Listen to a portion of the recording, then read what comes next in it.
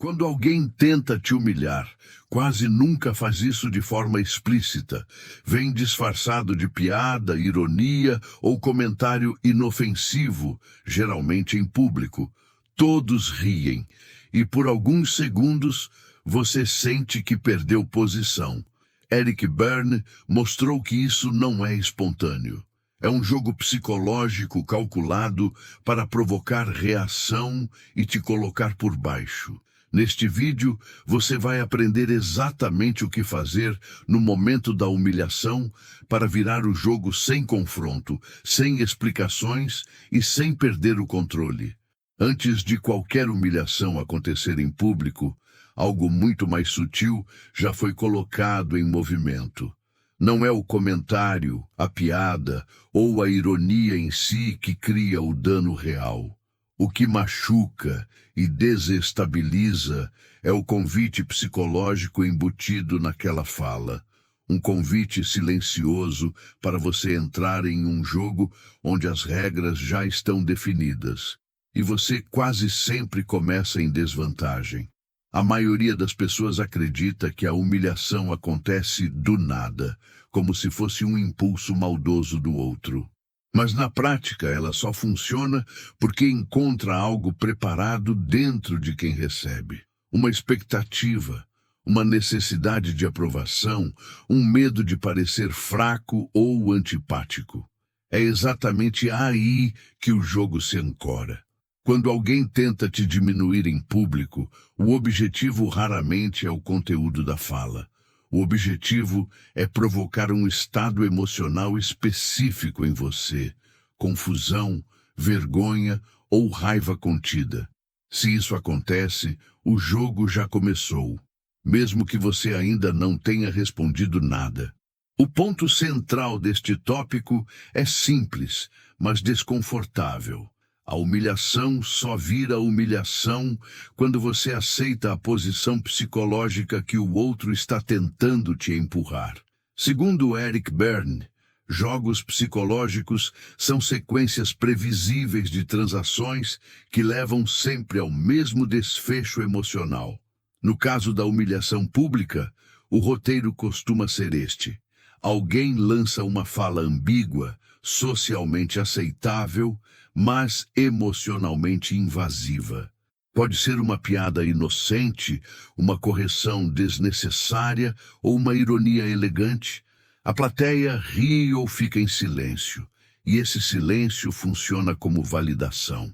Nesse instante, o alvo do comentário sente uma quebra interna. Deve rir junto? Deve se defender? Deve ignorar? Cada uma dessas opções, se feita automaticamente, fortalece o jogo. Rir junto normalmente significa aceitar a posição inferior. Defender-se costuma soar exagerado ou emocional. Ignorar, quando feito sem consciência, comunica submissão. O manipulador não precisa elevar a voz, nem ser agressivo. Ele só precisa criar um dilema psicológico. E dilemas drenam poder. Pessoas emocionalmente maduras, mas mal informadas, caem nesses jogos porque acreditam que relações sociais funcionam pela lógica da boa-fé. O jogador psicológico, por outro lado, joga pela lógica da posição. Ele não quer vencer um argumento, quer vencer um lugar na hierarquia invisível do grupo. E o mais perverso: quanto mais você tenta resolver a situação emocionalmente, mais combustível oferece ao jogo. Aqui está o ponto que quase ninguém percebe. O momento mais importante não é quando a humilhação acontece, mas o segundo imediatamente anterior a ela. É ali que você sente um microsinal interno, um aperto, uma antecipação, uma sensação de alerta. Esse sinal é o seu sistema psicológico percebendo que algo está fora de equilíbrio. O erro comum é ignorar esse sinal e reagir apenas depois, já dentro do jogo. A maioria das pessoas tenta consertar a situação respondendo melhor, sendo mais inteligente, mais firme ou mais espirituosa. Mas isso já é jogar o jogo do outro. A verdadeira virada acontece quando você percebe que não é obrigado a responder no mesmo plano psicológico em que foi atacado. Humilhações funcionam porque criam um campo emocional estreito, onde só existem respostas previsíveis. Quando você aceita esse campo, perde liberdade. A exclusividade aqui está em entender que o poder não está na resposta rápida, mas na quebra da lógica do jogo. Quem domina esse ponto não se defende, reposiciona. E reposicionar não é confrontar, nem explicar, nem ironizar de volta. É retirar o combustível emocional que sustenta o jogo, fazendo o ataque perder função diante do grupo. O que você precisa guardar desta primeira parte é o seguinte: ninguém te humilha sem antes tentar te colocar em um papel psicológico específico. Se você identifica esse papel antes de reagir, o jogo perde força imediatamente. O primeiro passo prático é treinar a percepção do convite invisível. Sempre que sentir aquela quebra interna em público, não pense ainda no que dizer. Pense: que posição estão tentando me dar agora? Só essa pergunta já cria distância emocional. E distância é poder. Aqui, o objetivo foi plantar a base. Quem reage sem consciência reforça o jogo. Quem percebe antes, assume o controle. Depois que o convite para a humilhação é lançado, quase todas as pessoas acreditam que precisam responder. Essa crença é automática e raramente questionada. O silêncio para a maioria é interpretado como fraqueza, submissão ou incapacidade de reagir. E é exatamente por isso que o silêncio consciente se torna uma das ferramentas mais poderosas para virar o jogo.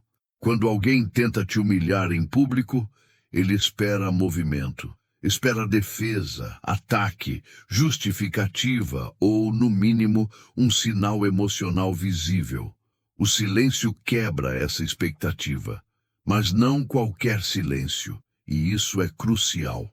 Não estamos falando de se calar por medo, nem de engolir a situação. Estamos falando de um silêncio ativo, estratégico, que suspende o jogo no ar. Esse tipo de silêncio gera desconforto em quem atacou, porque interrompe a sequência previsível do roteiro psicológico. Sem reação, o agressor perde o espelho emocional que confirma sua posição de controle. O ponto central aqui é entender que nem toda ausência de fala é passividade. Em contextos de jogo psicológico, o silêncio certo reposiciona você imediatamente. Nos jogos descritos por Eric Berne, cada jogador depende da resposta do outro para avançar à próxima fase do roteiro. A humilhação pública funciona como um gancho. O agressor lança a fala esperando que você a agarre emocionalmente. Quando você responde no impulso, mesmo que de forma inteligente, valida o gancho. O silêncio consciente age como um não gancho. Ele cria um vazio onde deveria haver reação. E vazios psicológicos incomodam profundamente quem tenta controlar a cena. Pense em uma situação comum. Alguém faz uma piada sobre você em uma reunião. Se você ri junto, confirma a posição inferior. Se defende, vira sensível demais. Se ataca, vira desequilibrado. O silêncio estratégico, acompanhado de postura estável e olhar neutro, retira essas opções do agressor. Ele fica sem leitura clara. Você não concordou, não discordou, não reagiu emocionalmente. O grupo percebe essa quebra. Muitas vezes, o riso morre sozinho. O silêncio funciona porque desloca a atenção. Quem falou passa a ser observado, não quem foi alvo. É nesse momento que a hierarquia invisível começa a se inverter, sem que uma única palavra seja dita. Aqui está o erro que quase todos cometem. Eles tentam usar o silêncio depois de já terem reagido emocionalmente no corpo. Cruzam os braços com tensão, desviam o olhar, forçam um sorriso ou ficam visivelmente rígidos. Isso não é silêncio estratégico, é silêncio defensivo. E o agressor percebe. A virada real acontece quando o silêncio vem acompanhado de congruência interna. Corpo solto, respiração normal, expressão neutra. Esse conjunto comunica algo muito específico ao nível inconsciente do grupo. Isso não me afetou. E atenção, não é fingir indiferença. Fingimento tem tensão, congruência tem calma. O agressor depende do seu desequilíbrio para justificar a própria ação. Quando ele não aparece, o ataque perde sentido social. Muitas vezes, o próprio agressor tenta se explicar, rir de novo ou mudar de assunto. Nesse instante, o jogo se revela. Quem observa sente, mesmo sem entender racionalmente, que algo saiu errado para quem atacou. Essa é a exclusividade deste ponto. O silêncio certo não te coloca abaixo. Ele suspende o jogo inteiro. A lição prática desta parte é clara. Nem toda situação exige resposta verbal imediata. Em jogos de humilhação, falar rápido costuma beneficiar quem atacou. O micropasso que você pode aplicar agora é treinar pausas conscientes. Quando sentir o impulso de responder, pare um segundo a mais do que o confortável. Ajuste o corpo, sustente o olhar, respire. Esse pequeno atraso já muda o campo psicológico. Você não está fugindo, está escolhendo o terreno. Aqui, o essencial é isto. Quem controla o ritmo da resposta controla o jogo. Depois que o silêncio estratégico faz seu trabalho inicial, surge a dúvida que trava muita gente. E se eu precisar falar? A maioria das pessoas acredita que, para se proteger de uma humilhação, precisa de uma resposta forte, inteligente e rápida. Essa crença empurra o alvo diretamente para dentro do jogo.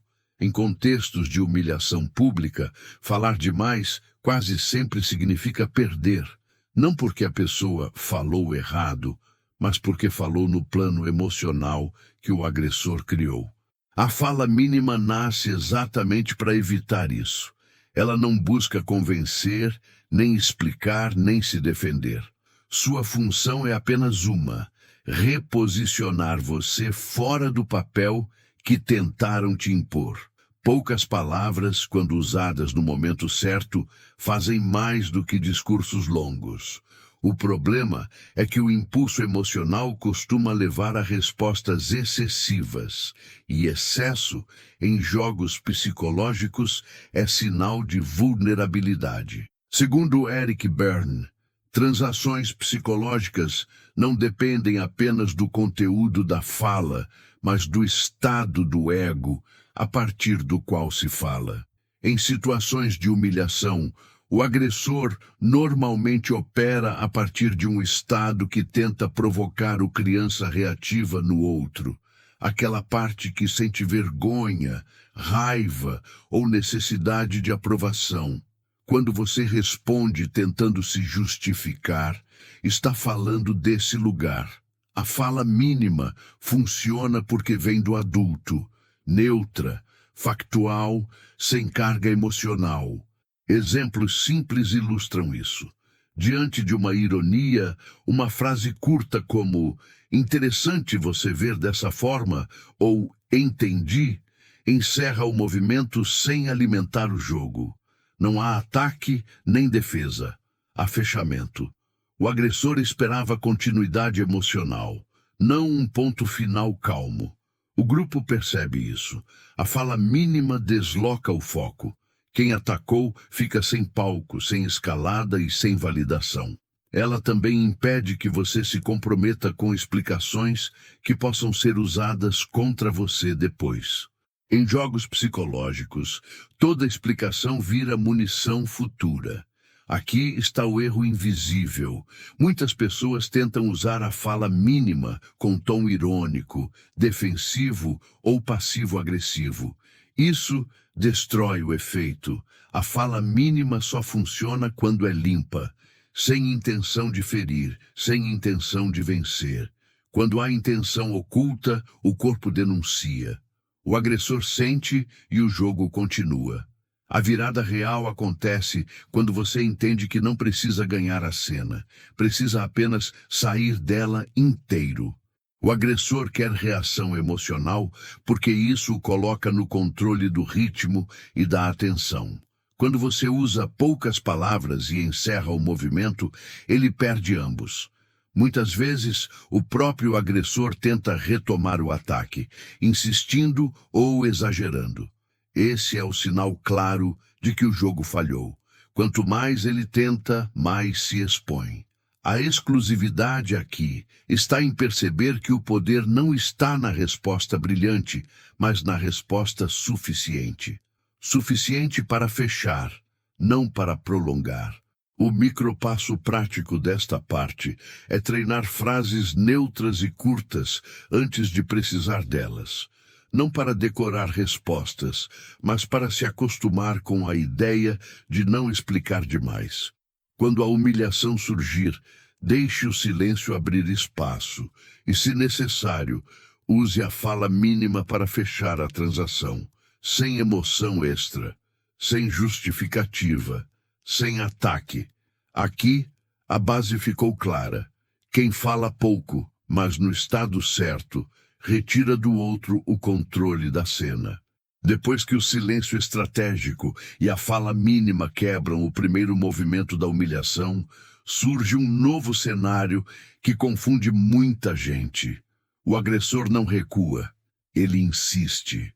Muitas pessoas interpretam essa insistência como sinal de que não funcionou, ou de que precisam agora responder com mais força. Esse é um erro comum. Na lógica dos jogos psicológicos, a escalada não significa vitória do agressor, mas o contrário. Significa que o roteiro original falhou. Quando alguém tenta te humilhar e não obtém a reação esperada, ele perde estabilidade interna. A escalada surge como tentativa desesperada de recuperar controle, atenção ou posição social. Entender isso muda completamente sua leitura da situação. O perigo não está na primeira fala, mas na segunda, quando o agressor tenta forçar o jogo de volta. Nos jogos descritos por Eric Berne, toda escalada indica frustração do jogador. O agressor aumenta o tom, repete a piada, chama aliados ou tenta provocar risadas mais altas. Tudo isso tem uma única função: reativar a resposta emocional que não veio.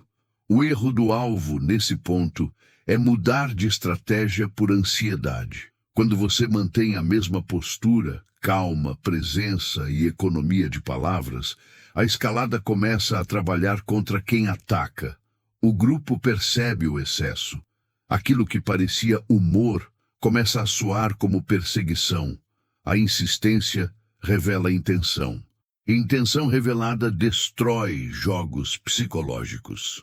Quanto mais o agressor tenta, mais ele se expõe como alguém que precisa diminuir o outro para sustentar a própria posição. O segredo aqui é consistência. Não entrar no jogo novo que está sendo criado. A escalada é só uma variação do mesmo roteiro.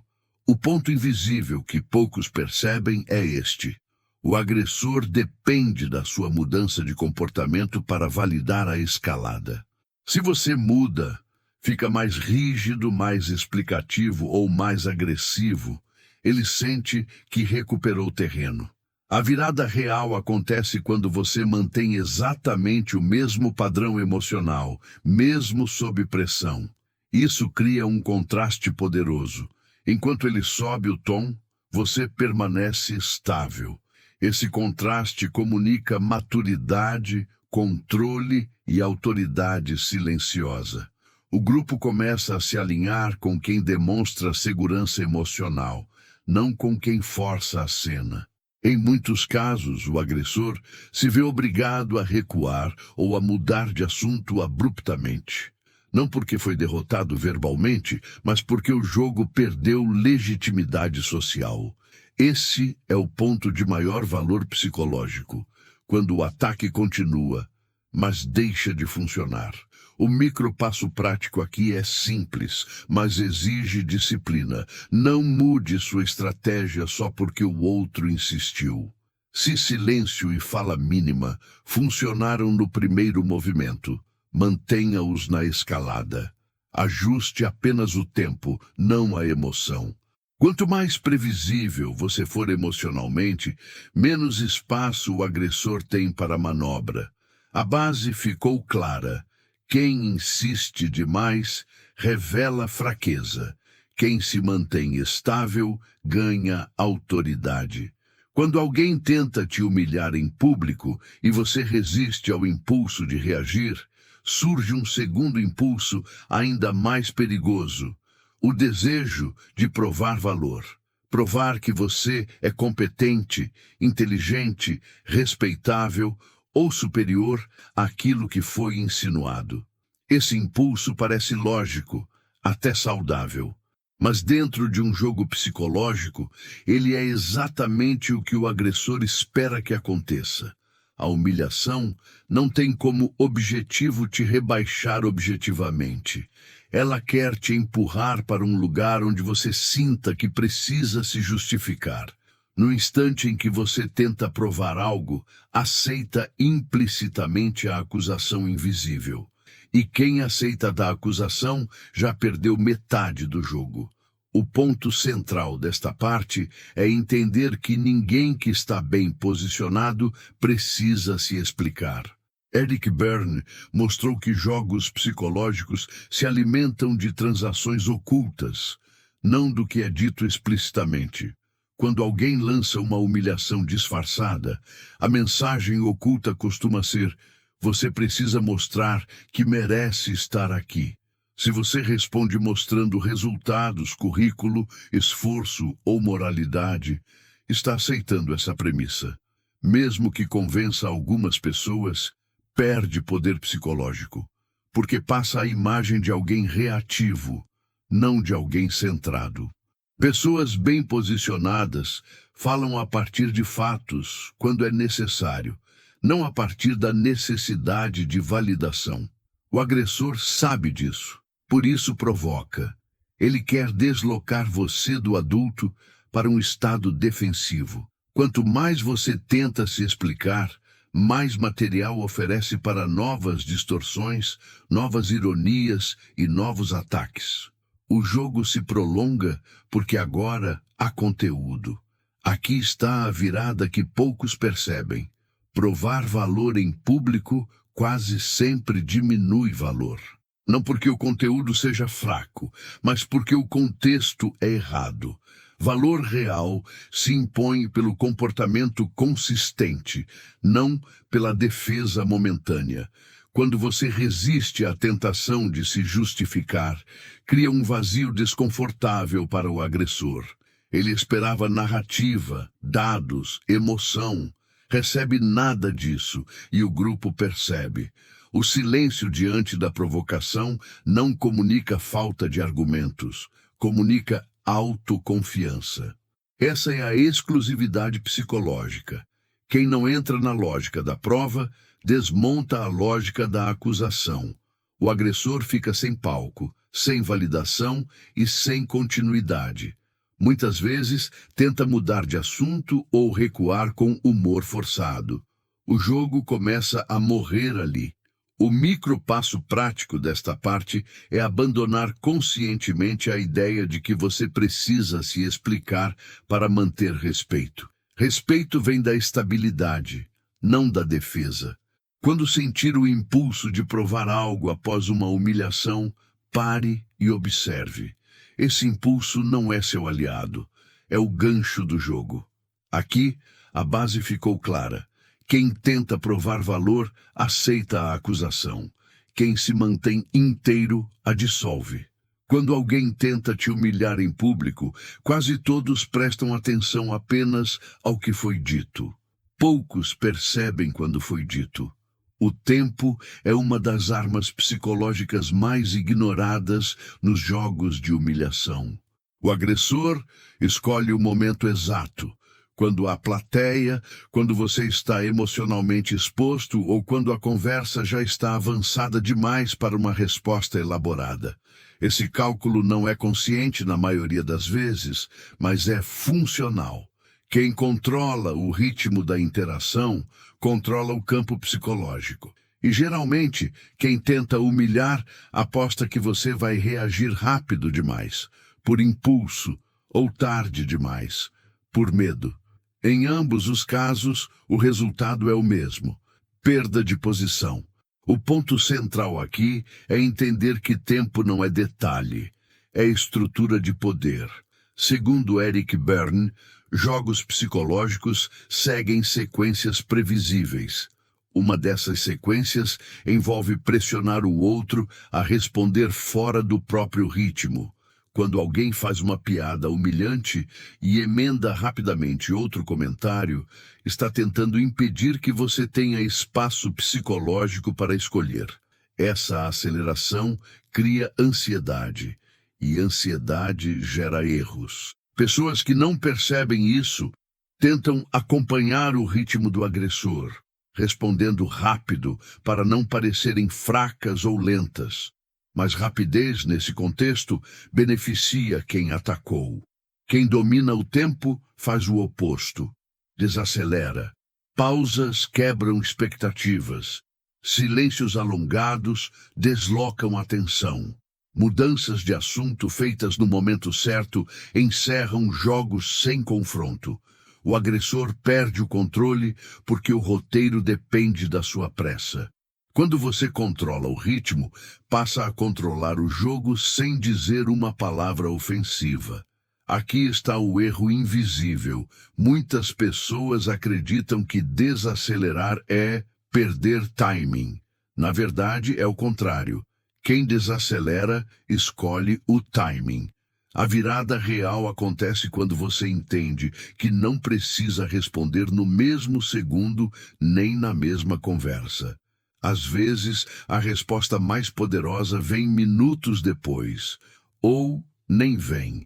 O agressor espera fechamento imediato para validar a humilhação. Quando isso não acontece, ele fica suspenso. O grupo sente essa suspensão. E suspensão gera dúvida sobre quem realmente tem controle. Em muitos casos, o agressor se antecipa, tentando preencher o vazio com explicações, risadas forçadas ou novos ataques. Cada tentativa o desgasta. A exclusividade deste ponto está em perceber que tempo cria autoridade quando é usado com consciência. O micropasso prático desta parte é simples e poderoso. Nunca responda no ritmo do ataque. Se vier rápido, desacelere. Se vier insistente, pause mais. Ajuste o tempo, não o conteúdo. Isso protege você de respostas impulsivas e enfraquece o jogo antes que ele se consolide. Aqui, a base ficou clara. Quem controla o tempo, controla a interação. Um dos fatores que tornam a humilhação tão poderosa é a presença de outras pessoas. A plateia transforma um comentário em posicionamento social. É por isso que muitos ataques só acontecem em público. O agressor não quer apenas te atingir, quer reposicionar você diante dos outros. E aqui mora um erro comum: tentar ganhar a plateia com carisma, humor excessivo ou explicações longas. Essa tentativa costuma sair pela culatra. Em jogos psicológicos, quem tenta conquistar a plateia explicitamente demonstra insegurança. O ponto central desta parte é entender que a plateia não precisa ser convencida. Ela precisa perceber equilíbrio. Quem mantém equilíbrio em público naturalmente ganha respeito, sem precisar disputar atenção. Eric Berne mostrou que jogos psicológicos sempre têm um público implícito, mesmo quando parecem privados. Em humilhações abertas, esse público é literal. O agressor aposta que a pressão social fará você reagir fora do eixo. Quando você tenta se explicar para todos, está falando para a plateia, não com a situação. Isso te desloca para um papel defensivo. A estratégia madura é outra. Agir como se a plateia fosse neutra e não um tribunal. Quando você mantém postura, ritmo e fala mínima, o grupo observa sem esforço. Não há pedido de aprovação, nem tentativa de sedução. Esse comportamento comunica autoridade silenciosa. Aos poucos, o foco sai de você e volta para quem iniciou o ataque. O grupo começa a julgar a insistência, não a suposta falha que foi insinuada. Aqui está a virada invisível. A plateia não se alinha com quem fala melhor, mas com quem parece menos afetado. Esse é um ponto contraintuitivo. Muitos acreditam que precisam dar a melhor resposta para não parecerem fracos, mas respostas brilhantes demais em situações de humilhação soam como esforço. Esforço comunica vulnerabilidade. A verdadeira virada acontece quando você age como se a tentativa de humilhação fosse irrelevante demais para merecer elaboração. Não é desprezo teatral. É naturalidade. O agressor sente isso, e ao sentir, começa a perder terreno social. A exclusividade aqui está em perceber que a plateia reage mais ao estado emocional do que às palavras. Quem controla o próprio estado, controla a leitura do grupo. O micropasso prático desta parte é simples. Nunca fale para a plateia. Fale a partir de si. Se precisar dizer algo, diga para encerrar, não para convencer. Confie que o grupo percebe coerência emocional melhor do que argumentos. Aqui, a base ficou clara. Quem tenta ganhar a plateia perde posição. Quem mantém eixo ganha respeito sem pedir.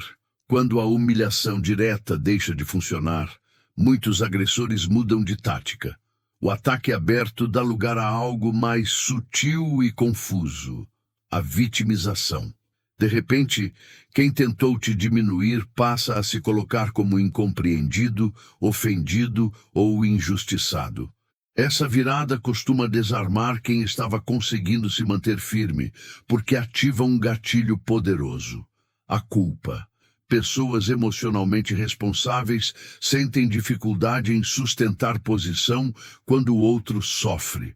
O agressor sabe disso. A vitimização não é um recuo moral, é uma continuação do jogo por outro caminho. O ponto central desta parte é entender que mudar de máscara não significa mudar de intenção. Eric Berne descreveu jogos em que o participante alterna rapidamente entre os papéis de perseguidor e vítima. Quando a humilhação não gera reação, o agressor tenta recuperar controle, despertando empatia forçada. Frases como: "Não foi isso que eu quis dizer. Vocês estão me interpretando mal." Ou "só estava brincando", deslocam o foco do comportamento inicial para o suposto sofrimento de quem atacou. Se você entra nesse campo tentando aliviar o clima ou se justificar, o jogo se restabelece. Agora, você não está mais se defendendo, está cuidando emocionalmente do agressor. O grupo observa essa inversão e, inconscientemente, passa a ver o agressor como alguém sensível e você como alguém duro ou exagerado. O jogo vence sem que ele precise atacar novamente. Aqui está o erro invisível: acreditar que a vitimização encerra o conflito. Na verdade, ela o aprofunda. A virada real acontece quando você separa empatia de responsabilidade. Você pode reconhecer emoções sem assumir culpa por um jogo que não iniciou.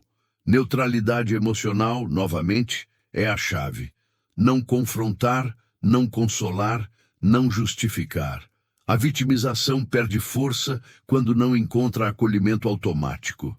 O agressor percebe que a troca de papel não trouxe vantagem e começa a se expor. A exclusividade aqui está em entender que compaixão não exige submissão psicológica. É possível manter humanidade sem entregar posição. O micropasso prático desta parte é observar mudanças rápidas de papel. Se quem atacou passa a se fazer de vítima logo após perder reação, não entre no cuidado emocional automático. Mantenha o mesmo eixo que manteve antes. Aqui, a base ficou clara. Quem muda de papel para manter controle revela o próprio jogo. Quem não acompanha a mudança encerra a dinâmica. Quando tentativas de humilhação acontecem uma vez, podem parecer episódios isolados. Mas quando se repetem, deixam de ser eventos e se tornam um padrão relacional. Esse é o ponto mais perigoso, porque o jogo passa a funcionar no automático. O agressor já não precisa testar limites. Ele presume que pode agir. E o alvo, muitas vezes sem perceber, começa a se preparar internamente para ser atacado. Esse preparo é silencioso e corrosivo. Vigilância constante, antecipação de defesa, autocensura. O jogo passa a ocupar espaço psicológico mesmo quando o agressor não está presente. O ponto central desta parte é entender que o maior dano da humilhação recorrente não é o ataque, mas a adaptação interna que ela produz. Eric Berne explicou que jogos psicológicos tendem a se cristalizar quando não são interrompidos conscientemente. A repetição cria papéis fixos. Um ataca, outro absorve. Com o tempo, o grupo passa a esperar esse roteiro.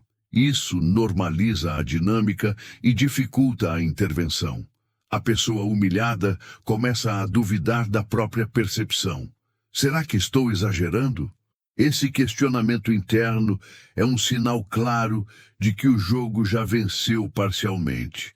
Quanto mais você tenta se adaptar para evitar o ataque, falando menos, se escondendo, sendo excessivamente cuidadoso, mais valida o papel que te foi imposto. O agressor sente isso e se sente autorizado a continuar. O jogo deixa de ser um episódio e vira identidade. Aqui está a virada invisível. Padrões só se mantêm enquanto são previsíveis. O agressor depende da sua adaptação silenciosa. Quando você interrompe o padrão, mantendo postura, ritmo e respostas consistentes, o jogo entra em colapso. Não é necessário confronto direto. Basta retirar a previsibilidade emocional. O agressor começa a errar o timing, exagerar ou se expor. O grupo percebe a mudança antes mesmo de entendê-la racionalmente. A exclusividade aqui está em perceber que não é preciso atacar o padrão. Basta parar de sustentá-lo. Quem muda a própria posição desmonta a engrenagem inteira. O micropasso prático desta parte é observar repetições. Se a humilhação já aconteceu mais de uma vez, não trate como evento isolado. Trate como jogo. Ajuste sua postura de forma consistente, não reativa. Aqui, a base ficou clara. Padrões psicológicos sobrevivem da previsibilidade. Consciência os desmonta. Quando a humilhação já foi reconhecida como jogo e o padrão começa a ser interrompido, surge uma ansiedade comum. A necessidade de colocar limites de forma explícita. Muitas pessoas acreditam que precisam declarar algo como "não fale assim comigo" ou "não aceito esse tipo de comentário". Embora isso pareça assertivo, em jogos psicológicos costuma produzir o efeito oposto. Anunciar limites é muitas vezes um convite para testá-los. O agressor sente o desafio implícito e tenta atravessá-los novamente, agora com mais cuidado e mais estratégia. O ponto central desta parte é entender que os limites mais eficazes são aqueles que se tornam evidentes pelo comportamento, não pela declaração. Eric Berne mostrou que limites reais não são impostos verbalmente, mas sustentados por transações consistentes. Quando alguém tenta te humilhar e percebe que você não reage emocionalmente, não se explica, não acelera e não muda de postura, um limite invisível se forma. Não houve aviso, mas houve consequência. O jogo não funcionou. Pessoas que anunciam limites demais costumam fazê-lo porque ainda estão emocionalmente engajadas. Precisam que o outro reconheça o limite para se sentirem seguras. O agressor percebe essa dependência e a explora. Já quem sustenta limites silenciosos comunica algo muito diferente. Isso não passa por mim. Não há ameaça, não há confronto, apenas ausência de retorno emocional. Com o tempo, o agressor para de tentar, não por respeito moral, mas por falta de recompensa psicológica. Aqui está o erro invisível: confundir limite com explicação. Explicações pedem compreensão, limites não. A virada real acontece quando você entende que não precisa convencer ninguém de que merece respeito. O respeito surge quando o custo psicológico do ataque se torna alto demais. Ao manter consistência, mesma postura, mesma calma, mesma economia de palavras, você torna o jogo improdutivo. O agressor sente isso como frustração. Muitas vezes tenta provocar uma reação mais direta para confirmar que o limite existe. Quando isso falha, ele recua silenciosamente ou busca outro alvo. A exclusividade aqui está em perceber que limites sustentados são mais fortes do que limites anunciados. O micro passo prático desta parte é parar de avisar e começar a sustentar. Se algo te desagrada, não explique longamente. Ajuste comportamento, tempo e disponibilidade emocional. Isso comunica mais do que qualquer frase firme. Aqui, a base ficou clara. Quem anuncia limites pede permissão. Quem sustenta limites cria realidade. Depois que limites silenciosos começam a funcionar, muitos agressores não atacam de frente. Eles mudam novamente de estratégia.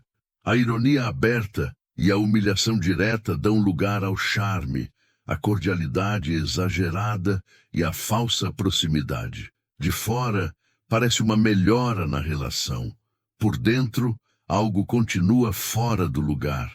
Esse tipo de movimento confunde porque não gera atrito imediato. Pelo contrário, parece um gesto de paz. Mas em jogos psicológicos, cordialidade excessiva raramente é neutra. Ela costuma ser uma tentativa de recuperar acesso emocional depois de perder controle direto. O ponto central desta parte é entender que nem toda gentileza é reconciliação. Às vezes, é apenas uma nova porta de entrada para o mesmo jogo. Eric Berne descreveu jogos em que o participante alterna ataque e afago para manter o outro emocionalmente engajado. Quando o agressor percebe que não consegue mais te desestabilizar por humilhação, tenta se aproximar com elogios, brincadeiras leves ou uma cordialidade que não existia antes. O objetivo não é harmonia real. É testar se você baixou a guarda. Se você responde com abertura excessiva, compartilhando emoções, buscando aprovação ou relaxando sua postura, o agressor confirma que o acesso foi restabelecido.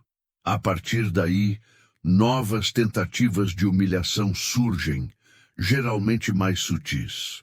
O jogo não acabou, apenas mudou de forma. A maturidade aqui está em aceitar a cordialidade, sem devolver intimidade psicológica. O erro invisível que muitas pessoas cometem é acreditar que frieza diante da falsa cordialidade é grosseria. Não é. É coerência emocional. A virada real acontece quando você mantém o mesmo eixo, educado, neutro e sem entrega emocional. Não confronta o charme, mas também não se deixa seduzir por ele. O agressor sente a diferença imediatamente. Ele esperava relaxamento, talvez até gratidão. Recebe normalidade. Sem acesso emocional, o jogo não se reativa. A exclusividade deste ponto está em perceber que gentileza não exige abertura interna. Você pode ser correto sem se tornar disponível. O micropasso prático desta parte é observar mudanças bruscas de tom. Se alguém que te atacava passa a ser excessivamente cordial, sem um pedido claro de reparação, mantenha distância emocional saudável. Educação, sim. Intimidade, não. Quando o agressor percebe que perdeu acesso emocional direto, não consegue mais te humilhar, não te provoca reação, não te seduz com cordialidade, ele costuma recorrer à última cartada social, envolver terceiros. Surgem comentários indiretos, histórias contadas por acaso, piadas repetidas na sua ausência ou olhares cúmplices entre pessoas do grupo. Essa fase do jogo é especialmente desgastante, porque o ataque deixa de ser frontal e passa a ser difuso. Você sente o clima mudar, mas não há uma frase específica para responder. É nesse ponto que muitas pessoas entram em paranoia, tentando se explicar para todos ou defender sua imagem. O ponto central desta parte é entender que alianças não são criadas pela verdade, mas pela repetição emocional. Eric Berne descreveu jogos em que o agressor usa terceiros como extensões do próprio ataque. Ele planta versões, insinuações e micronarrativas que não precisam ser comprovadas, apenas sentidas. Quando você tenta corrigir essas versões, acaba amplificando o alcance delas. Cada explicação cria mais ruído. O agressor sabe disso, por isso raramente acusa diretamente. Ele sugere. O grupo, buscando coesão, tende a absorver a emoção dominante, não os fatos. Quem tenta se defender de todos perde energia e posição. Quem mantém coerência comportamental, ao contrário, cria contraste. Com o tempo, as narrativas não sustentadas entram em conflito com a realidade observável. E é aí que o jogo começa a ruir silenciosamente. Aqui está o erro invisível. Acreditar que reputação se protege com discurso. Na verdade, reputação se protege com previsibilidade emocional e comportamento estável. A virada real acontece quando você entende que não precisa convencer aliados, precisa apenas não se tornar reativo. Quando o agressor percebe que suas tentativas de criar coalizões não geram em você ansiedade visível, ele perde incentivo. O grupo começa a notar a discrepância entre a narrativa e sua postura.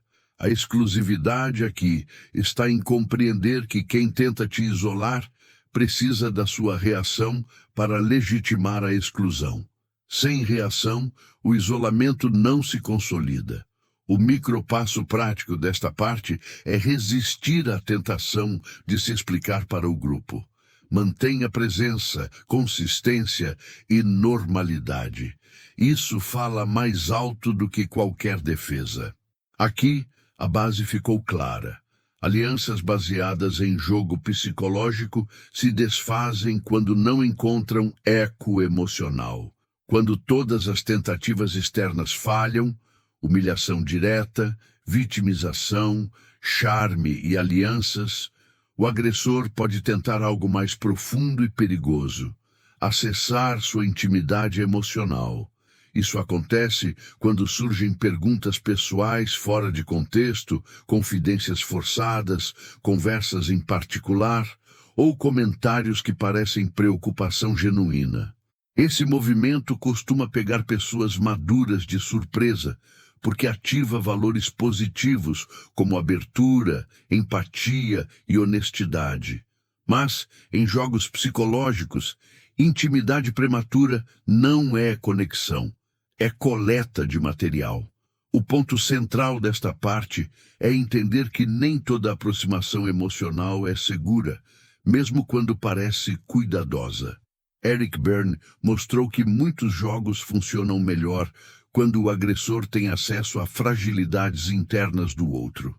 Informações pessoais, inseguranças, dúvidas ou histórias sensíveis se tornam munição futura, não necessariamente para ataques diretos, mas para insinuações, comparações ou controle emocional.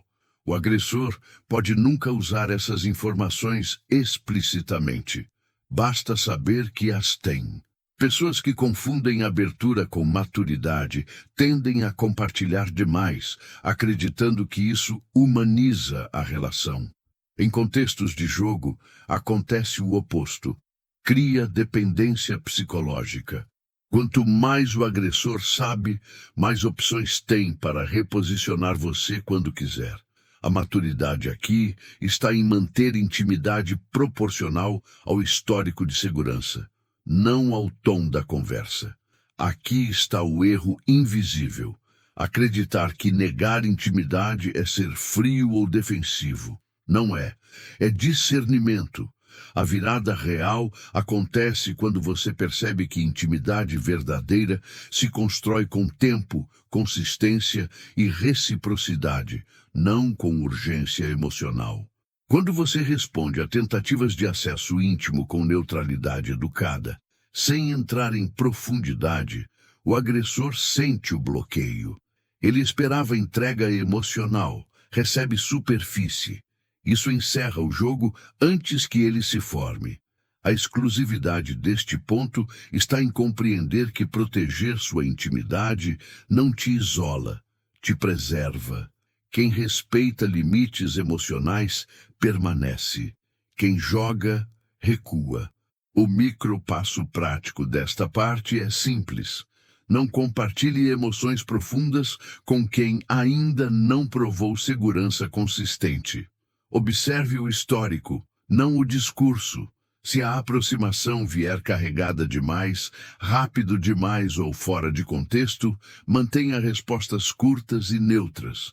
Depois que o agressor perde acesso à sua reação, à sua validação social e à sua intimidade emocional, resta uma das ferramentas mais antigas e eficazes do controle psicológico: a culpa. Ela não aparece de forma direta. Vem embalada em frases como "eu só fiz isso por você, ninguém mais se importa como eu", ou "depois de tudo que eu fiz". A culpa confunde porque se disfarça de responsabilidade moral. Pessoas conscientes, empáticas e maduras são especialmente vulneráveis a esse tipo de ataque, justamente porque levam relações a sério. O agressor sabe disso. O ponto central desta parte é entender que culpa induzida não é consciência, é manipulação emocional. Eric Berne explicou que jogos baseados em culpa funcionam ao deslocar a responsabilidade emocional para o outro. O agressor cria a sensação de que você causou sofrimento, quebra de clima ou tensão, mesmo quando apenas manteve limites. Se você aceita essa narrativa, passa a tentar compensar. Compensação é poder entregue. A partir daí, o agressor não precisa mais atacar, basta insinuar. A culpa gera autoquestionamento, e o autoquestionamento gera submissão.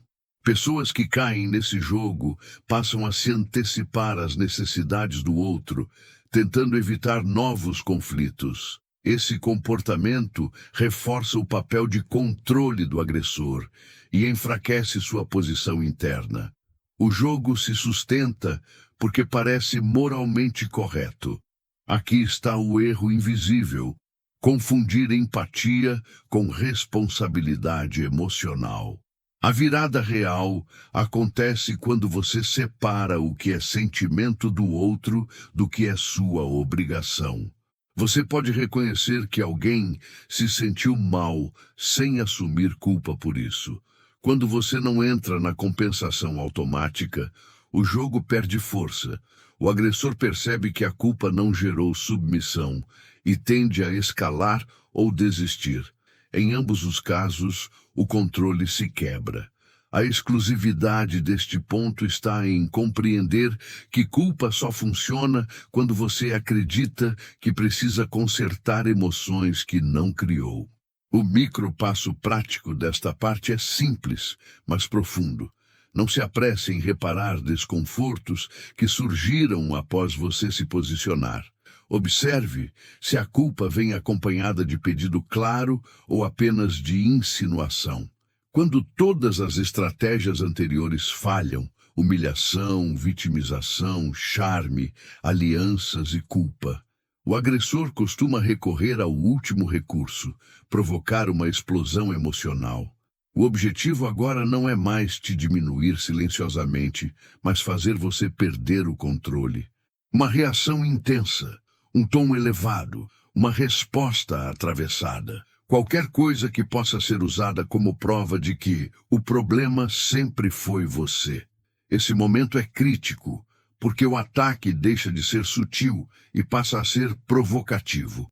O agressor força limites, repete frases, distorce fatos ou insiste exatamente no ponto que sabe que te afeta. O ponto central desta parte é entender que quem te faz perder o controle ganha a narrativa inteira. Eric Berne mostrou que muitos jogos psicológicos terminam com um pagamento emocional. O momento em que alguém explode, chora ou se desorganiza. Esse pagamento valida todo o roteiro anterior do agressor. Ele pode então dizer: viu como ele é? Não dá para conversar. Sempre reage assim. Mesmo que você tenha sido provocado por muito tempo, a explosão apaga o contexto. O grupo tende a lembrar apenas do último ato. Por isso, provocar descontrole é tão eficaz.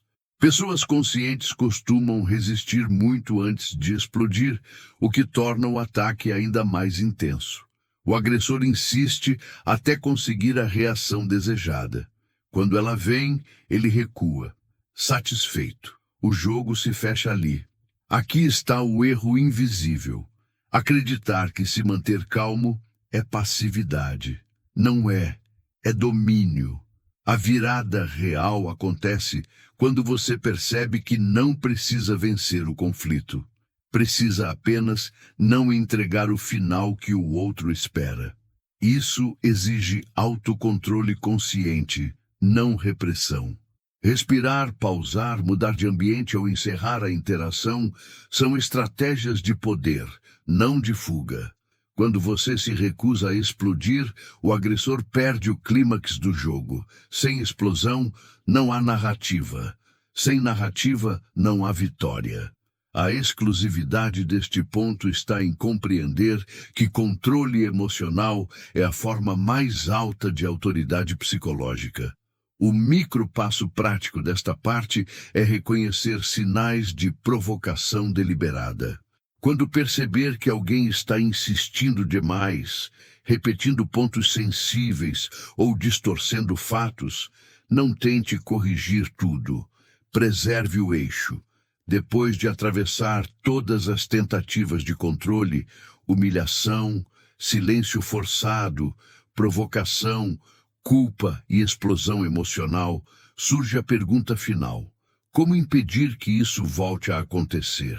A resposta não está em técnicas isoladas, frases prontas ou reações pontuais. Está em algo mais profundo e estável: postura psicológica. Pessoas que continuam sendo alvo de jogos não o são, porque não sabem responder, mas porque ainda comunicam, mesmo sem perceber, disponibilidade emocional para esse tipo de dinâmica. O ponto central desta parte é entender que jogos só acontecem onde encontram terreno psicológico fértil. Eric Berne deixou claro que jogos psicológicos não são eventos aleatórios, são padrões que se repetem em relações específicas. Quando você integra tudo o que foi visto até aqui, algo muda silenciosamente, sua previsibilidade emocional. Você já não reage como antes, não se explica, não acelera, não explode e não compensa a culpa que não é sua. Isso cria um campo psicológico diferente ao seu redor. Pessoas que jogam sentem isso rapidamente. Elas testam uma vez, talvez duas, e param. Não porque você confrontou, mas porque não houve retorno emocional.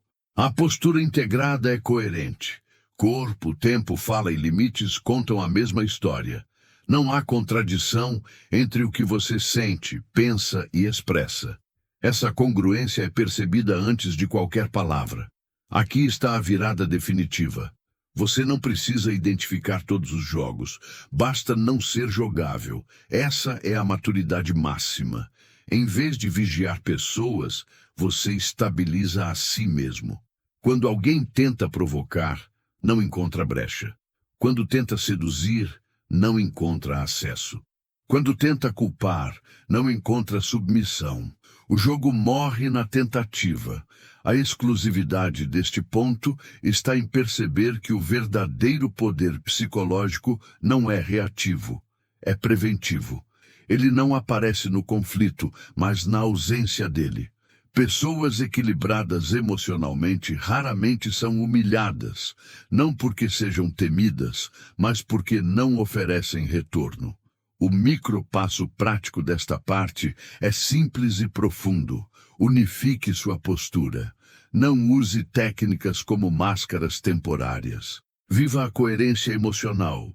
Quando algo te desagrada, ajuste presença e limites sem drama. Quando algo te provoca, preserve eixo e tempo. Isso cria um padrão novo, e padrões novos encerram jogos antigos. A partir daqui, não se trata mais de reagir melhor, mas de não precisar reagir. Se você chegou até aqui, já percebeu algo fundamental. Humilhação nunca foi sobre palavras, sempre foi sobre posição. Ao longo deste vídeo, você viu que quem tenta te diminuir não busca diálogo, justiça ou verdade, busca reação emocional. Cada parte mostrou um estágio diferente do mesmo jogo. Provocar, confundir, culpar, seduzir, escalar, explodir. E em todos eles, a vitória do agressor só acontece quando você entra no papel que foi preparado para você.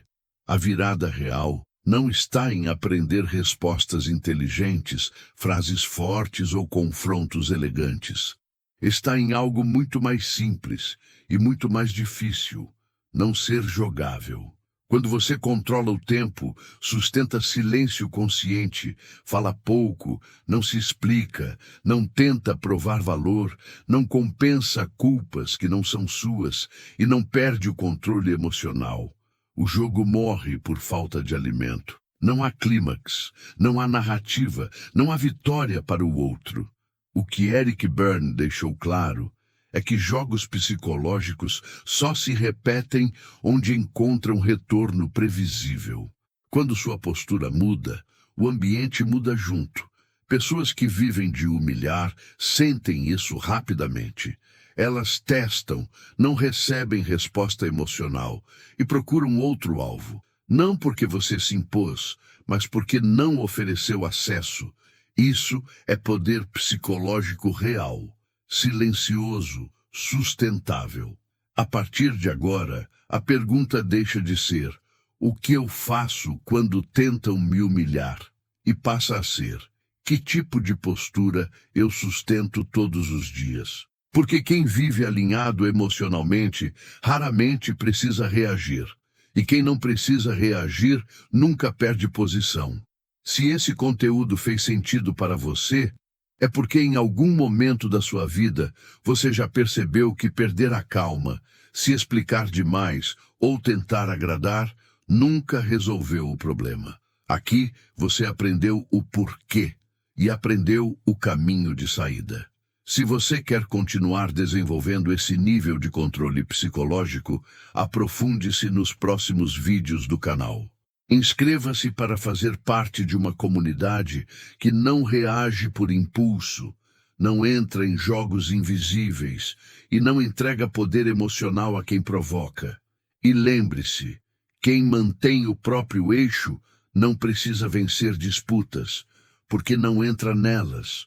O jogo acaba quando você deixa de jogar.